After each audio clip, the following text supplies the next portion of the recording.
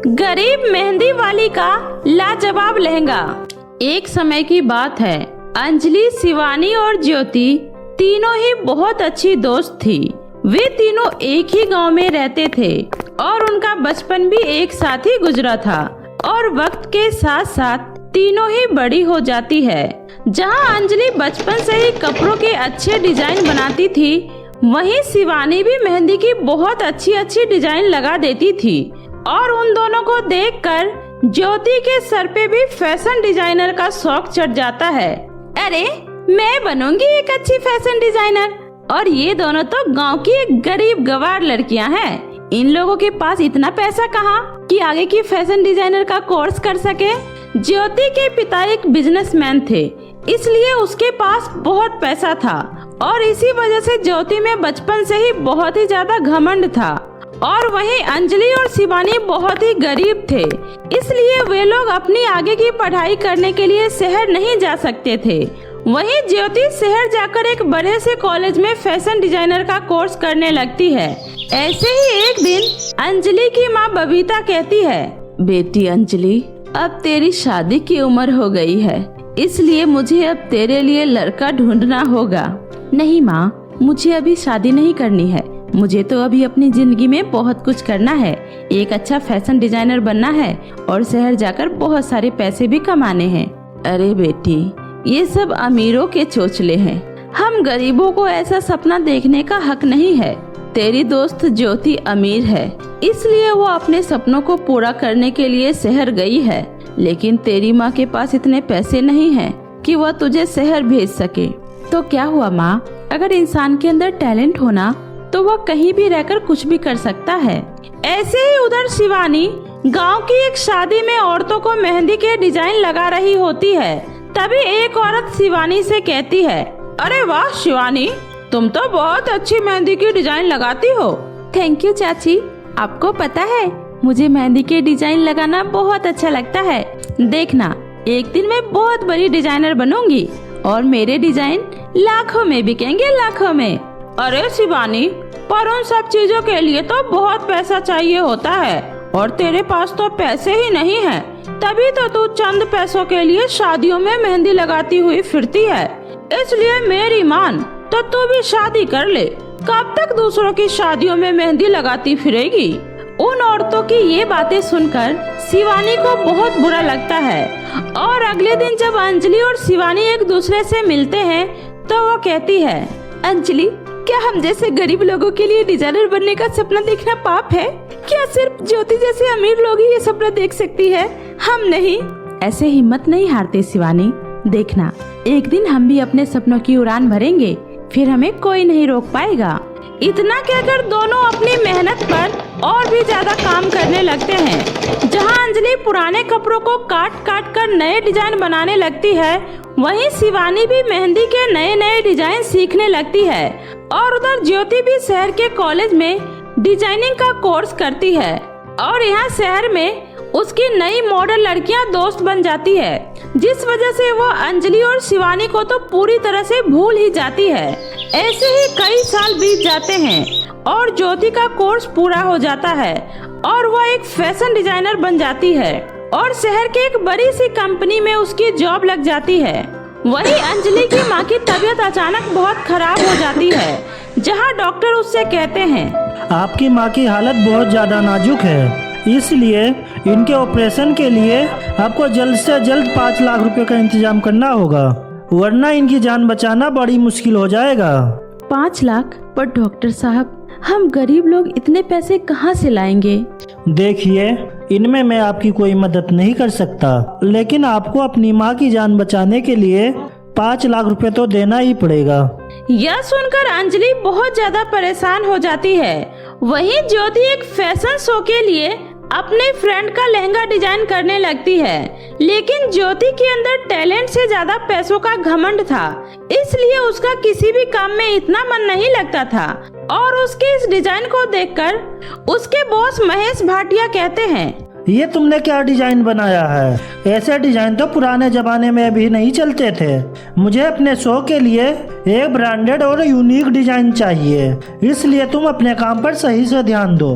ये सुनकर ज्योति मुश्किल में पड़ जाती है और कहती है, अरे अब मैं इस शो के लिए नए नए डिजाइन कहाँ से लाऊं? मेरे दिमाग में तो इस समय कोई आइडिया ही नहीं आ रहा है। ऐसा करती हूँ, कुछ दिनों के लिए गांव चली जाती हूँ, मेरा थोड़ा माइंड फ्रेश हो जाएगा, फिर वापस आकर ड्रेस डिजाइन कर लूंगी। इतना बोलकर ज्योति वापस अपने गांव जाने की सोचती है, लेकिन ज्योति अब पहले से ज्यादा मॉडल हो गई थी। उसने अपने शरीर पर कई जगह टैटू बनवा लिए थे और वह गांव पहुंचते ही छोटे छोटे कपड़े पहनकर पूरे गांव में घूमने लगती है, जहां हर कोई उसको देख रहा होता है। अरे ये गांव के गवार लोग तो मुझे ऐसे देख रहे हैं जैसे उन्होंने कभी लड़की ही नहीं देखी। अरे मुझे तो घिन आती है इन लोगों से। वहीं ज्योति के घर आने की खबर सुनकर अंजलि और शिवानी उससे मिलने जाती है। अरे ज्योति, कैसी है तू? और तूने हमें बताया क्यों नहीं कि तू शहर से वापस आ रही है? हम तुम्हें स्टेशन पर लेने आ जाते ना। तुम लोगों को बताकर भी क्या फायदा? तुम लोग कौन सा मुझे एरोप्लेन से लेने आते? अच्छा तो छोड़ ये सब बातें और बता, तेरा काम कैसा चल रहा है? बहुत अच्छा, क्योंकि शहर के बड़े से डिजाइनर कंपनी में मैं काम करती हूँ और महीनों का लाखों कमाती हूँ। अरे वाह, फिर तो तेरी लाइफ सेट है यार। अच्छा ज्योति, मैंने भी एक लहंगे का बहुत ही सुंदर मॉडर्न डिजाइन बनाया है। तुमने? वो भी मॉडर्न डिजाइन? तुम्हें पता भी है मॉडर्न किसे कहते हैं? और शिवानी तू अभी भी तुम घिसी पिटी मेहंदी लगाती होगी ना? हाँ तो अरे तुम लोगों को पता है कि आजकल मेहंदी का जमाना नहीं बल्कि टैटू का जमाना है, टैटू का। ये देखो मैंने इतने सारे टैटू बनवा रखे हैं। इस तरह ज्योति उन दोनों का बहुत मजाक उड़ाती है और उन दोनों को बहुत बुरा लगता है, क्योंकि बचपन की दोस्त जब हम लोगों के बारे में ऐसा सोचती है तो बहुत बुरा लगता है। लेकिन फिर भी अंजलि अपने द्वारा सिले हुए लहंगे को ज्योति को दिखाती है और कहती है, ज्योति जरा बताओ तो कैसा लग रहा है ये?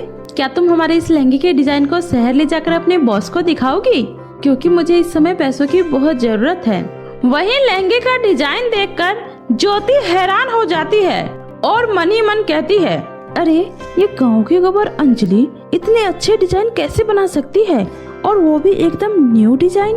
उसी समय अंजलि फिर से कहती है, क्या हुआ ज्योति, तुम्हें पसंद नहीं आया? तुम्हें पता है इसके ऊपर का डिजाइन शिवानी ने बनाया है और नीचे का डिजाइन मैंने। हाँ ठीक है, मैं इसे अपने साथ ले जाऊंगी।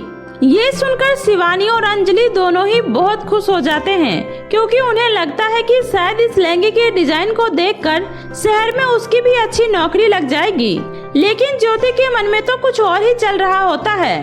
वो उस लहंगे को अपने बॉस के पास लेकर जाती है और कहती है, सर ये देखिए, इस वाले लहंगे का डिजाइन देखिए कैसा लग रहा है। इस लहंगे को मैंने बनाया है। उस लहंगे के डिजाइन को देखकर उसका बॉस कहता है, अरे वाह, यही डिजाइन तो चाहिए था मुझे। अब इस फैशन शो में यही बनेगा मेरा असली ब्रांड। यह सब करके ज्योति को जो चाहिए था वो तो उसको मिल जाता है। लेकिन गांव में अंजलि और शिवानी ज्योति के फोन का इंतजार करते हैं। अरे पता नहीं क्यों ज्योति ने कॉल ही नहीं किया। चलो मैं उसे एक बार कॉल करके देखती हूँ। इस तरह अंजलि ज्योति को फोन करती है, लेकिन ज्योति अंजलि का फोन नहीं उठाती है। उसी समय शिवानी कहती है, अंजलि इसका कोई फायदा नहीं है, ज्योति हमें पूरी तरह से भूल चुकी है। अरे पर ऐसा कैसे हो सकता है? वो हमारे लहंगे का डिजाइन लेकर गई है। अब तो हमारे पास सिर्फ एक ही रास्ता है, चलो हम भी शहर चलते हैं। अंजलि और शिवानी पैसा मिलाकर शहर जाने की तैयारी करने लगती है और कुछ ही दिनों में वे लोग शहर पहुंच जाते हैं और ज्योति की बताई हुई कंपनी को ढूंढने लगती है, क्योंकि बातों ही बातों में ज्योति ने उन दोनों को अपनी कंपनी का नाम बता दिया था। तभी वह एक बिल्डिंग के सामने आकर खड़ी हो जाती है और कहती है, अरे हाँ शायद यही बिल्डिंग है, चलो अंदर चलकर देखते हैं। इतना कहकर दोनों अंदर चले जाते हैं और वह देखते हैं कि ज्योति उनके लहंगे के जैसे एक और लहंगा बनाने की कोशिश कर रही होती है। उसी समय अंजलि कहती है, अरे ज्योति यह तो मेरा बनाया हुआ लहंगा है। इसका मतलब तुमने मुझे धोखा दिया और यहाँ बैठकर आराम से मेरे लहंगे की कॉपी तैयार कर रही हो। अरे तुम जैसे गांव के गवार लोगों के अंदर इतना टैलेंट कहाँ जो ऐसा लहंगा का डिजाइन बना सके? इसलिए ये लहंगा मैंने डिजाइन किया है, समझी? इतना कहकर वो तीनों एक दूसरे से बहस करने लगते हैं। उसी बीच उसका बॉस आकर कहता है, देखो मुझे नहीं पता कि कौन सच बोल रहा है और कौन झूठ, इसलिए इस बात को साबित करने का सिर्फ एक ही तरीका है। कल यहाँ पर एक फैशन शो है, इसलिए तुम दोनों फिर से एक लहंगा का डिजाइन तैयार करो और अपने मॉडल के साथ कल यहाँ आ जाना, उससे अपने आप सच सामने आ जाएगा। यह सुनकर शिवानी कहती है, हम इतनी जल्दी लहंगा डिजाइन कैसे बना पाएंगे अंजलि? हिम्मत मत हारो शिवानी, हमें कोशिश करनी होगी, वरना वो ज्योति हम लोगों को झूठा साबित कर देगी। इतना कहकर अंजलि और शिवानी पूरी रात बैठकर लहंगा डिजाइन करने लगती है और सुबह तक लहंगा पूरी तरह से तैयार हो जाता है और मॉडल के बदले अंजलि उस लहंगे को पहनकर ऑफिस के बाहर पहुंच जाती है। लेकिन उसी समय एक आदमी हाथ में ब्लेड लिए हुए अंजलि के बगल से गुजरता है, जिसकी वजह से अंजलि का लहंगा कई जगह से कट जाता है और यह काम भी ज्योति नहीं करवाया था। अब आया ना मजा, चली थी मुझसे बराबरी करने। हम हार गए शिवानी, तो सही कहती थी, हम गरीबों को सपने देखने का कोई हक नहीं है। अंजलि तू चिंता मत कर, मेरे पास एक बहुत अच्छा आइडिया है। मैं तेरे कटे हुए लहंगे पर मेहंदी से बहुत सुंदर डिजाइन बना देती हूँ। इतना कहकर शिवानी अंजलि के शरीर पर मेहंदी से डिजाइन बना देती है और उसी तरह अंजलि फैशन शो में चली जाती है और उसे इस तरह के लहंगे के यूनिक डिजाइन में देखकर हर कोई चौंक जाता है और इस तरह से अंजलि वो फैशन शो जीत जाती है और ज्योति के बॉस को भी उन दोनों पर यकीन हो जाता है और वह उन दोनों को अपनी कंपनी में एक बहुत ही अच्छा जॉब दे देता है और ज्योति को झूठ बोलने की वजह से जॉब से निकाल दिया जाता है और उस दिन के बाद से ज्योति को किसी भी कंपनी में जॉब नहीं मिलती है और वहीं अंजलि शहर में अपनी माँ का अच्छे से इलाज करवाती है और अपनी माँ के साथ शहर में खुशी खुशी रहने लगती है। मरी हुई माँ के जादुई